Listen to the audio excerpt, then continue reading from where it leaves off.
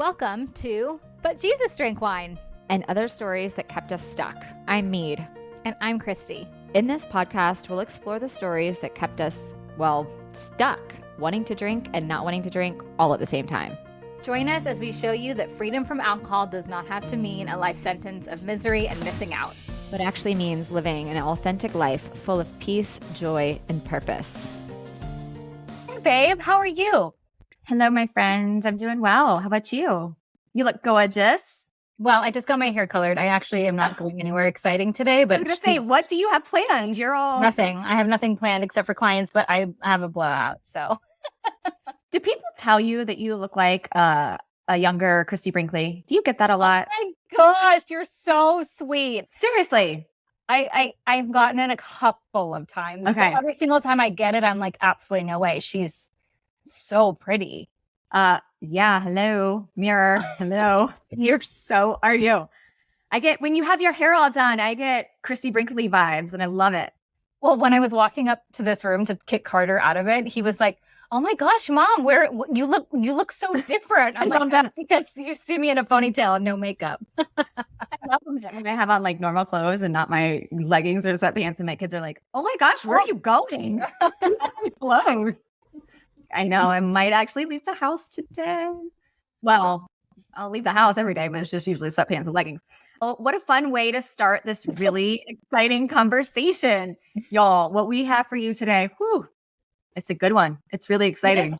I honestly don't even know if this is going to make the actual podcast because I don't know if I have the stamina to do it, but we're going to do it. We're going to do it. We are bringing a topic that is so relatable, so huge, so big, and so heavy, but we don't have to leave it that way. Hopefully you'll hear, hopefully you'll walk away with what we always hope you walk away with, which is, hope and curiosity. But yeah, so let's drum roll. Let's get to what the topic is. We're going to talk about grief today, ladies. Oh my gosh. Yeah. Which I feel like actually is going to be super timely for some people that I've been working with lately. So I'm actually really, really happy that we're doing this today. Yeah. So in thinking about grief, like we think about grief when you lose somebody. And for you, that was a big part of your, story and how that led to you finding freedom from alcohol, is, the loss of your mom. And so we talk about, which I want to talk about too, as long as you're willing. But when we talk about grief, we automatically think of the loss of someone we love. And that's a big one, right? Yeah. But it also is so much more than that. And that's what I hope we can kind of cover today, because whether you've lost somebody you love that you're close to and you love or not, this conversation is for you because we all carry grief. And grief, by definition, I searched it up because, as we could say, just search it up. Search it up. Grief is the response to loss. So I automatically, we think about losing a loved one, but really if it's defined, it's the response to loss, and loss can come in so many different forms. So that is what we're going to kind of dig into today. And hopefully you'll walk away with that. What are some griefs that I'm carrying that may be contributing to my being stuck in the drinking cycle, and what would be different if I could look at those? Yeah. And also something, and maybe we can even just start with this. One of the ones that I was really shocked by and didn't see coming, and I feel like every single time I kind of bring it up, it's like, oh my gosh, that's so true, is if you're newer into the drinking journey, right? The grief of the loss of the person that you were as a drinker, which I feel like can be so confusing, right? And like I always tell the story of like I was leaving one of my best friend's 40th because I guess everyone decided to turn 40 when I stopped drinking. But I got in the car and I knew I had done the right thing. I was like there for the dinner. I brought the cake, the whole thing. I celebrated her well, but they were all going to, take the party onwards, and it was just going to be like drinking. This was also like in a weird time in London where we had these really bizarre COVID restrictions. So you had to leave restaurants by 11. Anyways, long story short, they were going to continue on drinking. I wanted to go home, and I got in my car because I could drive. Yay. No smelly Ubers. That's right.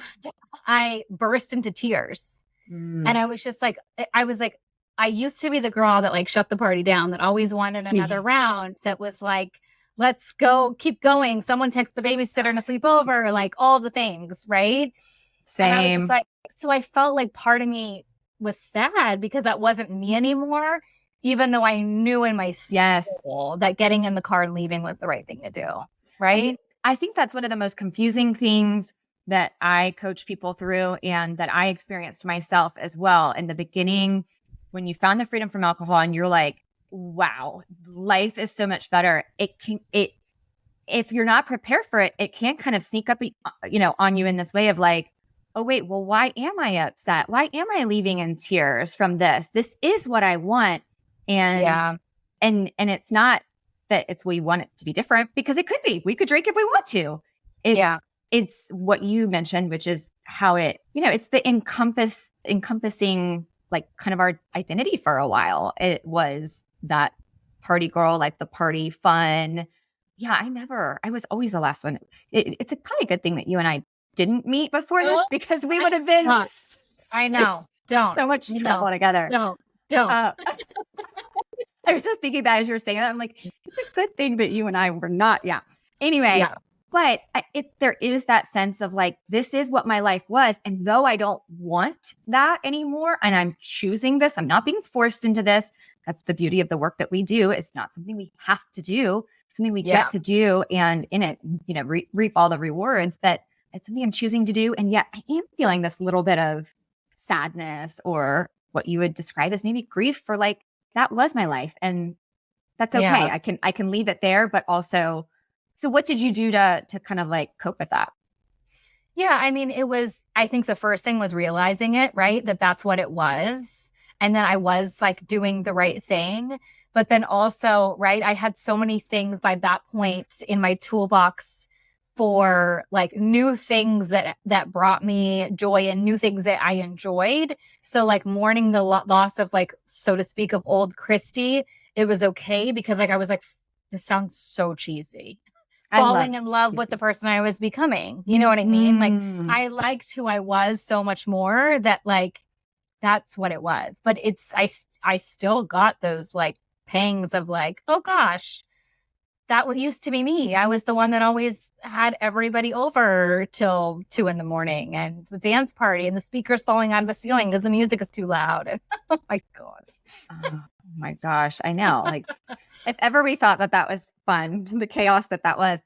But yeah, I can relate to that so much, because, and I think about too, like when I started my freedom from alcohol journey, like my faith wasn't as deep as it is now. And so like now I can look at these self-identities these things that I put my identity in other than God. And I can be like, whoa, I'm so glad that's not my identity anymore. I did the work. I worked with the Lord. I changed that, and I worked through that. And no, my identity is in the Lord and nothing else. I feel good about that. But at the time, that was not what I was thinking. That was not where my faith was. And so it did feel like who I was the fun, easygoing life of the party. And if alcohol was the thing that I believed was helping me be that, and the relationships that potentially would suffer as a result of that, then, oh my gosh, there is that was, I mean, that kept me stuck for a long time, just the fear of that. And then on the other side, like, okay, I can be sad that about parts of this that have changed, but I also can step in, and to your point, that awareness of it is really the big part, because it's the grief that we don't pay attention to that creates, bigger problems. Yeah, that's so true. That's so true. And the faith aspect of it too has been, I mean, for me, like the thing that has helped with the overall, like the big grief, so to speak, the grief from losing my mom, like that is the thing that was the only thing that, helped, like besides, obviously stopping drinking, but like that really finally brought me peace, Yeah. Yeah. You talk about in your story that like the 2 years after she passed away, and how it was just like, oh, nope. And actually, if we even back up a little bit further in your story, because this was also one of these things for me, I was like, mean, that was grief too. Carter's birth, Yeah. being Oh my being gosh. a Yeah. NICU baby, like that is an example of grief. And so, and I experienced the same thing with the birth of my first, and then the health things with my children. Yeah. We often don't think of grief as being in these other forms, but they're just because we're not thinking of them as a form of grief doesn't mean we're not grieving something. And we're not, if you kind of look at the definition, sadness, sorrow, anguish, pain, but even Yeah. as simple as like irritation and I mean, grief is all encompassing in so many different ways, but it makes Yeah. sense that yours was kind of like compounded, right? From Carter was Yeah. born. How old was he when your mom died? Oh, well, so he was, oh my gosh, math. He was 6. Yeah. He was 6. Yeah. So it's like years of like maybe the grief from that, and then, just all compounded. I'm so sorry.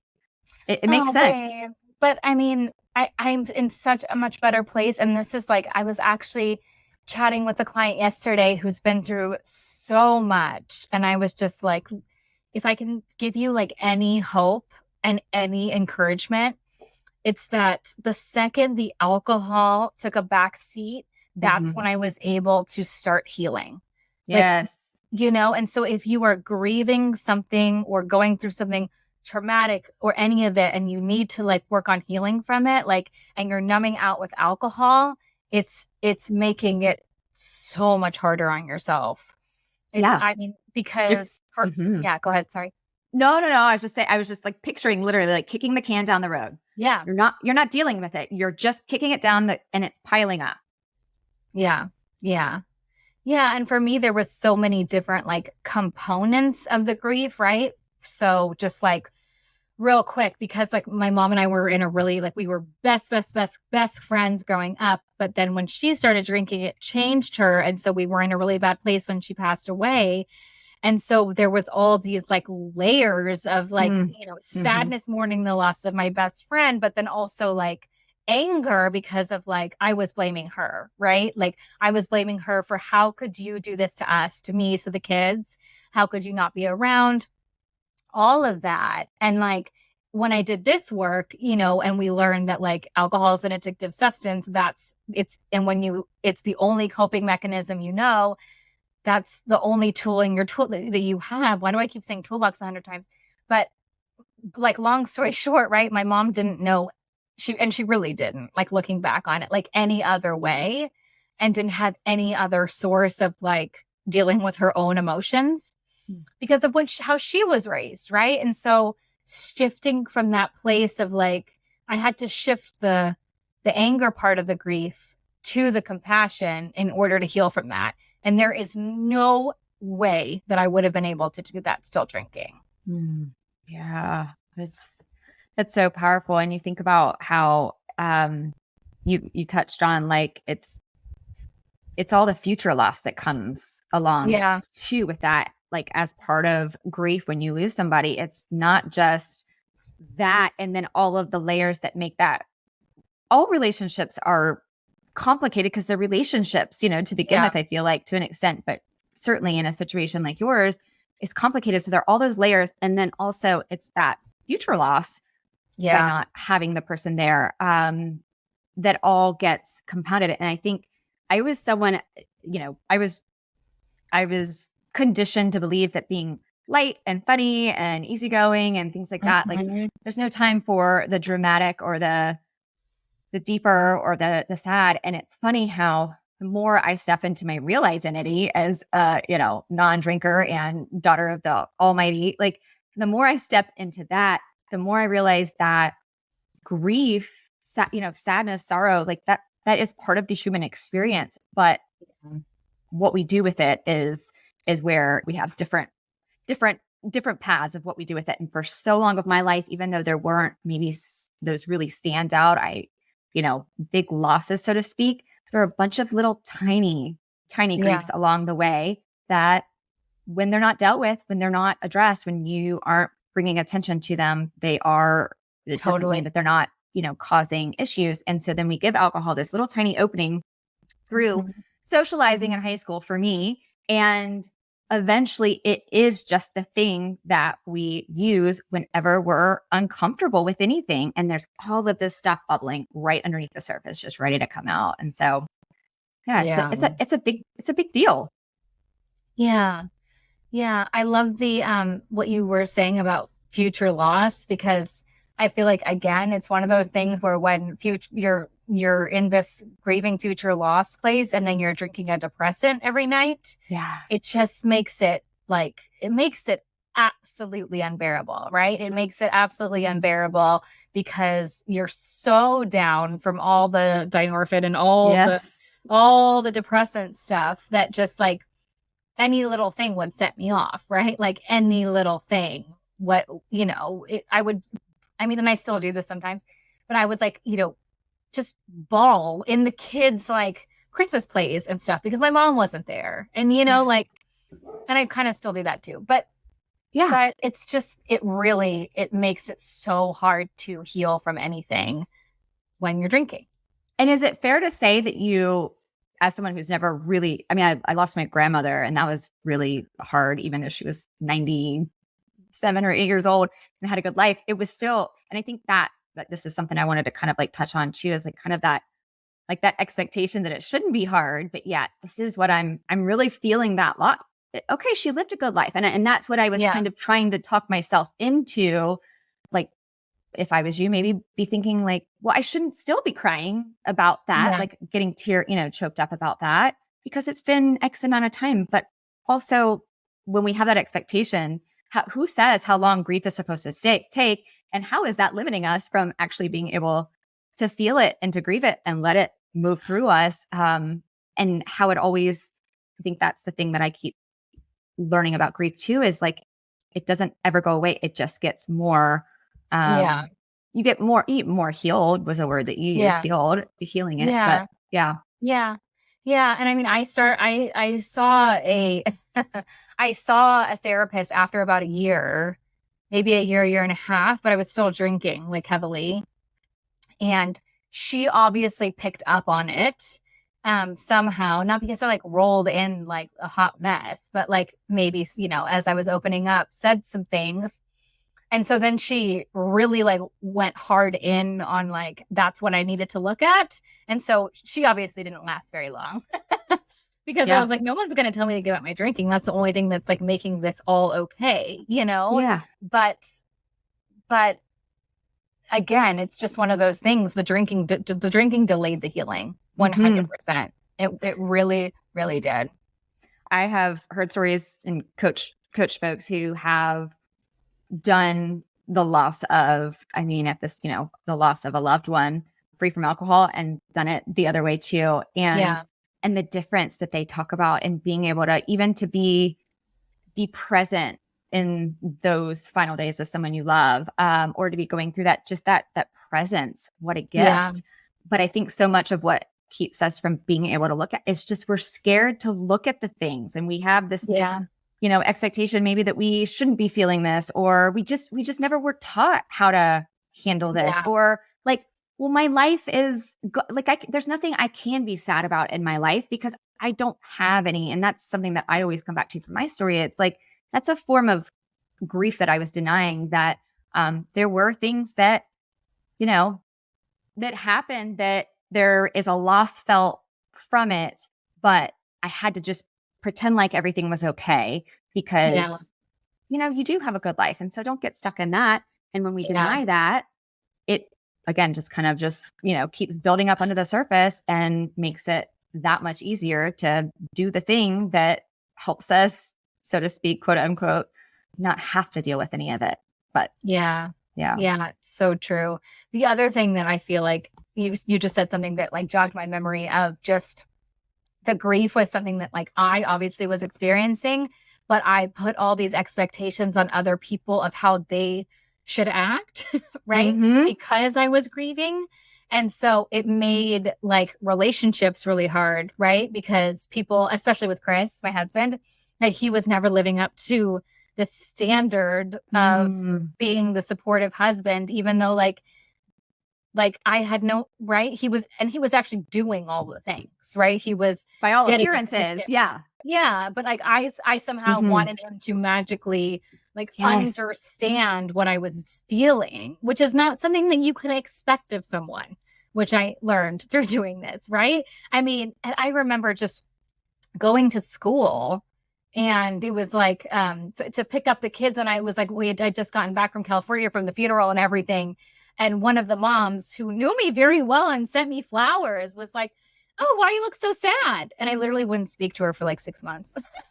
Mm. So it's like, how could she say that to me? And what, doesn't she know how I feel? Of course she doesn't. Why would Yeah. she? Do you know what I mean? Like, it's just another Yes. gloomy London day to her, like, and Yeah. so that's the other thing that I think like going alcohol free also majorly helped me with, right? Because we work so much on what we think and how we respond and what we should expect from others, Yeah. for sure. Yeah. How our thinking leads us to our reactions to things if it goes unchecked. And yeah, versus being able to pause and really get in attuned to what we are feeling and what, getting curious about our thinking and how does that create this opportunity for us to respond to something versus that kind of reaction. And this is what I wonder, like how much of my inability to, like, my not having capacity for being able to respond to something, how much of that was the chemical of alcohol that was playing in there?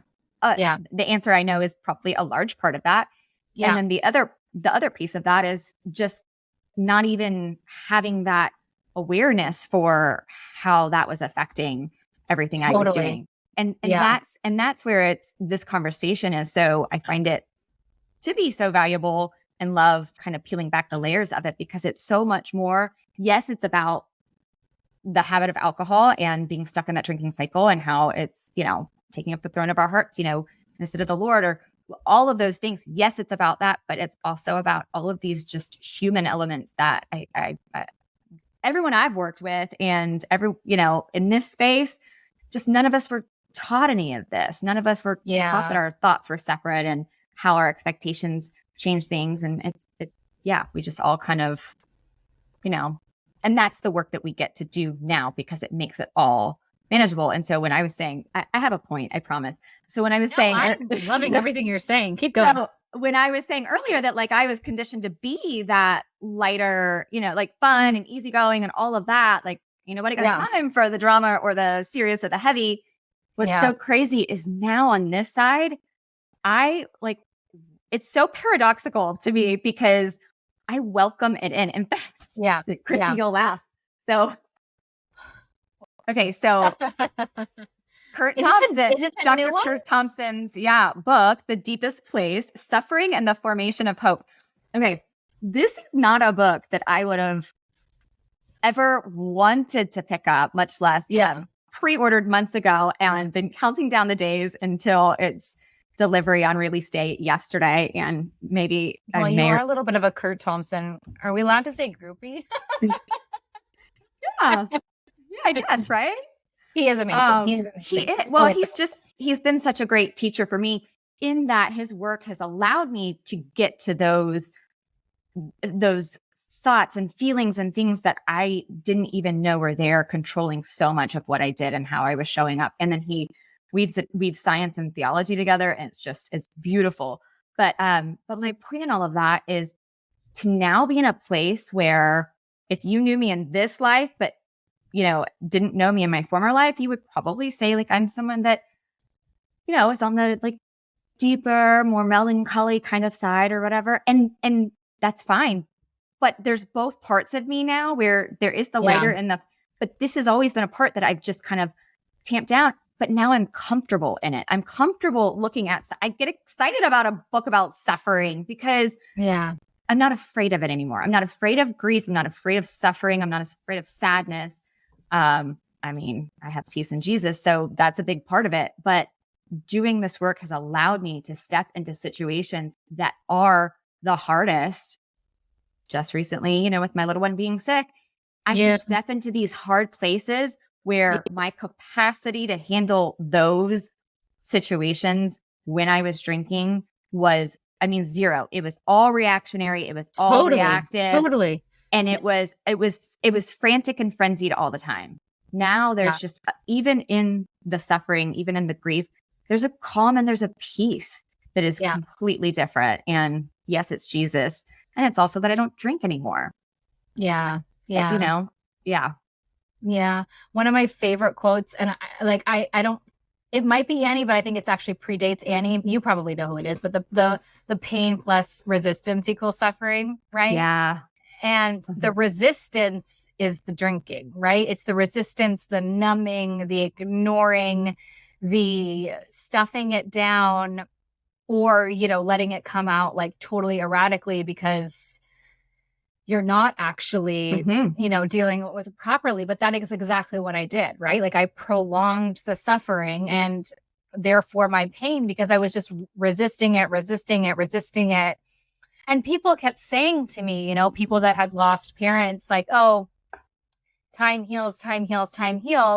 And of course, part of that is true. But for me, it was like, it had to be a sober time, right? Because 2 years had gone by and I was crying myself to sleep. No different and no different. So I'm not even making sense, but no, you are. No, you are. You're right. It's not time. It's actually awareness, attention to, intention to really be in it and be okay in it. And I think that's also where the power of this journey and doing it not by ourselves, that's where it comes, too, where like you can have a coach, you can be in a coaching community where as long as you're not alone in it, then it's a lot easier. But if you're not talking about it, you talked about this on your story that, you had postpartum after Carter, and it wasn't till after the postpartum had been, resolved that then, girlfriend, I'm like, I had that too. But why weren't we having those conversations when we were going through that? And how much differently could that have gone if we were having those conversations, if we were actually being radically honest with ourselves and being, with what we were feeling and paying attention to that, and also inviting someone into that so that we don't have to walk it alone. There's so much power in being able to do that in groups and or with just another person. Yeah, it's so true. And you just said that, it made me like just not realize, but remember that like the vulnerability of being drunk and like telling your girlfriend how bad you're fighting in your marriage is totally and completely different than the sober vulnerability of actually like being like, sister, I need some help. Can we I always do a dog walk at Battersea Park. Like, can we go for a walk and a prayer or a dog, just that's the real conversations, And so that was part of my problem too, is that like I was going out and drinking and talking about how everything sucked because my mom had died and like how awful the whole thing was and all the details, but and crying with it through a bottle of or 3 bottles of wine, but that wasn't doing anything, right? Because no one was like really hearing me, and I wasn't even making sense probably, and it wasn't deep connection to yourself or to others. There was zero connection. Yeah, it was like kind of that picture of, okay, I see, I'm handling this. Look at me. The way that our thinking keeps us stuck, and the stories that we tell ourselves about. See, like I'm having a good cry here. It's interesting because I was someone that you would never have, and I didn't realize this until the last couple of years, but I was afraid to cry around people. Like, so if something I would get, choked up at like a Publix Thanksgiving commercial. Yes.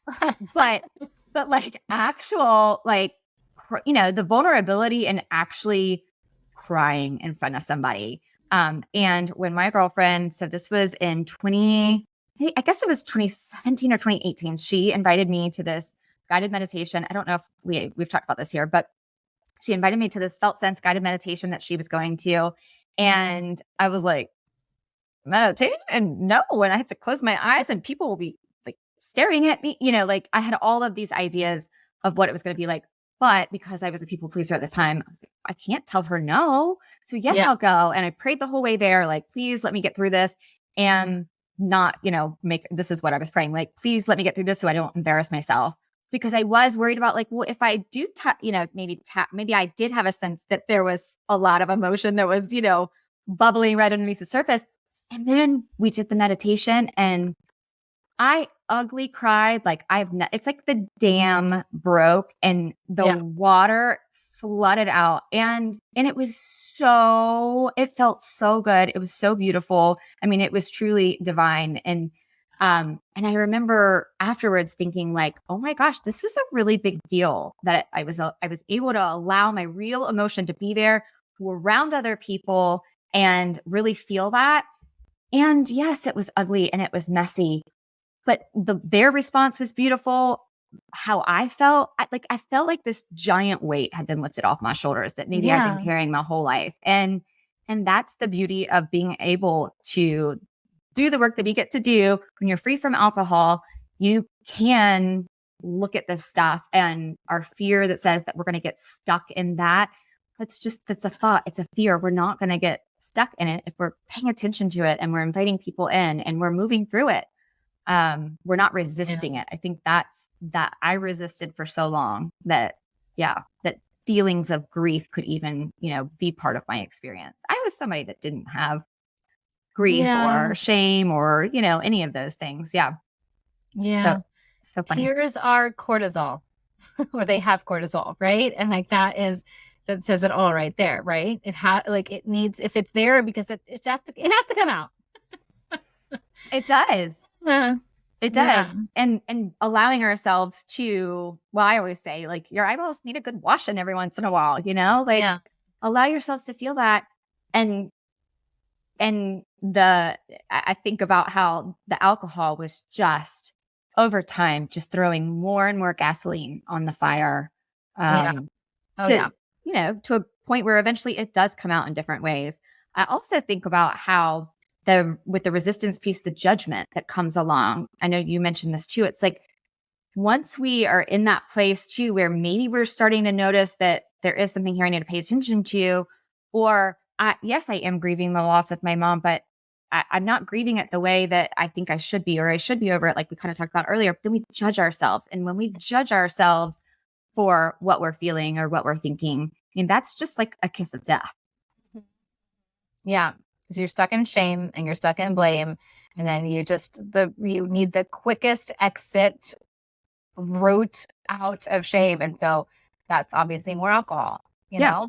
Compounding that resistance, compounding that suffering and that kind of, Chinese finger trap, if you will. Like, it's like, I know what to do. And I'm trying, I'm maybe paying it. Then the more I pull, the tighter it gets. The more I drink, the tighter that trap is. Yeah.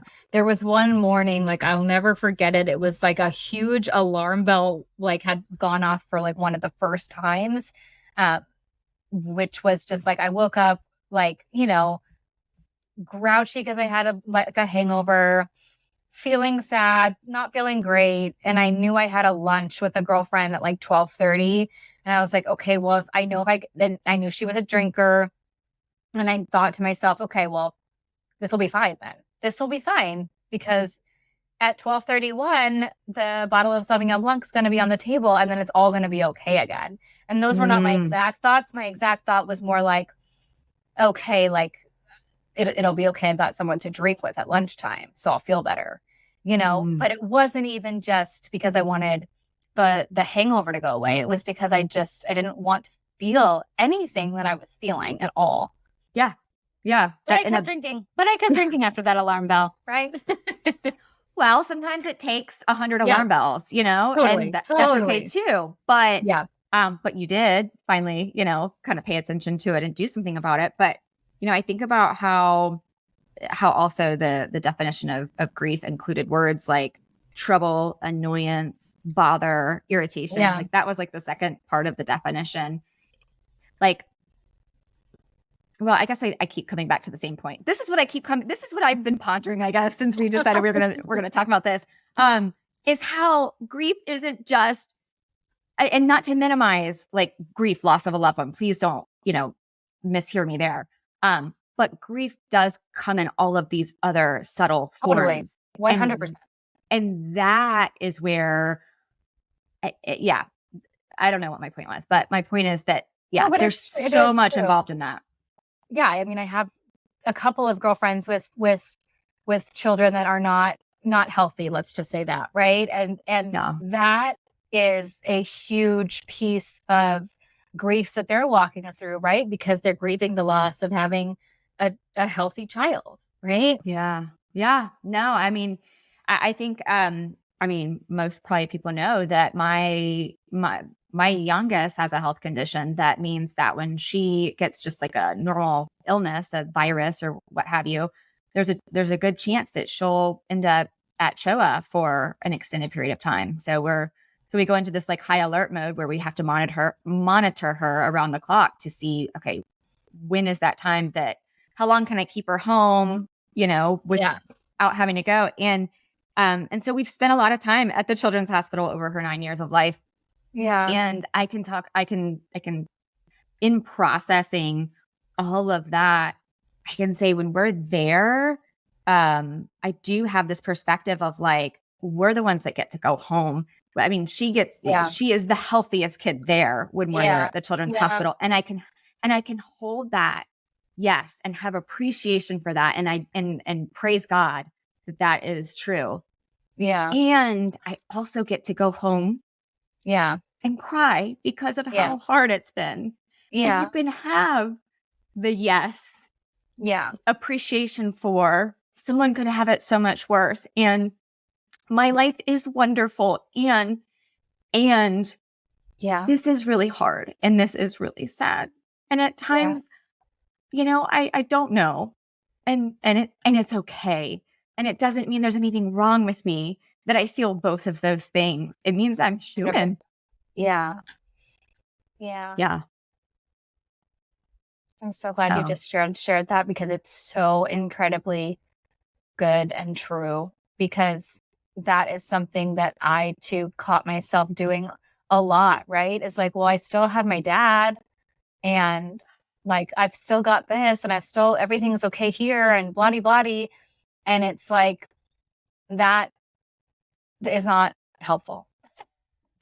Yeah. And it's the same thing we do with alcohol, where it's an attempt to fix our discomfort that we feel, an attempt to get rid of what what we're feeling. And that, it's that attempt, like, okay, if I could just talk myself into, and it is true, and I've done a lot of work, processing that through, but also allowing for, and it's the, yes, life is so much better free from alcohol. And it's hard because it's life, but it was infinitely harder, before when I was drinking. Just because I wasn't dealing with things didn't mean they weren't having massive effect in every aspect of my life. It just was subtle. It was hard to see. And I did a really good job of playing it off. So I've been spending a lot of time in the yes, and it's really kind of one of my favorites. It's like, not yes, but like, yes, you get to go home, but, or, the other way around. Yes, she is one of the lucky ones. We do get to leave this hospital healthy and, wonderful. And it's really hard to have a child that has limitations health-wise that can, life or death consequences if you're not on it. So, well, she is blessed with the best mama out there. I'll tell you. Well, it's true. Yeah. My faith, that's another part where my faith has really been what's kind of, deepened over time. And I often wonder if, if the Lord kind of gave us this because it has absolutely created more dependence and a deeper faith than and that's the beauty of it too. That's another yes. And it's like, this is ours. And look at what I get as a result. So anyway, was there anything else on your grief list that you wanted to? No, but we're at Tina time. No. I mean, and the thing that I would just say to leave, my tiny new action is just, it's always curiosity, isn't it? Just be open and curious to, the idea that if you are drinking and going through something really hard or recovering from something really hard or something very traumatic or a loss, that be open to the idea that the alcohol is delaying your healing and delaying your joy and your peace. And so that was, I mean, just one of the most important lessons that I've learned doing this. Yeah. Yeah. Yeah. I've got nothing to add. I totally agree. What? I know. What is happening here? What is happening? Are you sure? I know. I know. No, I really don't. Yeah, it's the curiosity, paying attention to what could grief look like for you in the absence of maybe the obvious things that cause grief that we think of automatically when we think of grief. What are some of those? Okay, fine. I lied. I do have something. I mean, I even think about the grief, grieving the loss. This sounds so, and this is where it's like, yes, and need, bring it back to yes, and, but the grieving the loss of the birth experience, with my first one, I had a traumatic birth experience. And I didn't know it. And it's only been recently that I'm like, oh gosh, there was some grief in that because I had this idea of what that experience would be like. And again, going back to that kind of expectation, right? But not a lot, but also going, but everything was okay because I'm okay. She's okay. We survived it. Yes, it was traumatic, but everything's okay. So move on versus, yes, it was traumatic. And yes, she's okay. And yes, you're okay. And that was not my plan. Hard. And I had an idea of what I wanted that birth experience to look like. And it wasn't. So, okay. Yeah. That, I don't know. Now I'm all, thinking of all the grief. Oh, this was a good one today, though. I liked it. I'm really shocked that you cried and I didn't. I know. I was like not ready for the tears, but I think that actually thinking of it just on the fly here, it's like that is also shows me at least how far I've come, right? Because there is no way that I would have been able to have this conversation like without bawling before, So gosh, I feel good. It's it's a pop. Your proof of progress that you have. Oh gosh, we need to integrate the pop more in this podcast. Yes, girl. Got to have pops. You got to notice those pops. But like that proof that you have been healthfully, is that a word? Healthfully? Healthily. Yeah, that's the one. Moving through grief that you've healthily dealt with it because it is, it's hard, but it's good stuff. Yeah. Yeah. All right, ladies and everybody. All right. See you next week. Thank you so much for joining us again this week. You can find all of our episodes at butjesusdrankwine.com and make sure you follow us over on the gram at Love Life Sober with Christy and Mead at I'm Not Sober, I'm Free. To learn more about what we do, you can visit our websites at meadhollandshirley.com and lovelifesober.com. Take a screenshot of this podcast and share it with a friend or two. And don't forget to subscribe so you don't have to worry about missing a single episode. And if you love what we're doing, please leave us a review on Apple or Spotify. This helps more women who are feeling stuck and alone in the overdrinking cycle to find hope and encouragement. Thanks, ladies. We so appreciate you. We'll see you next week. Bye.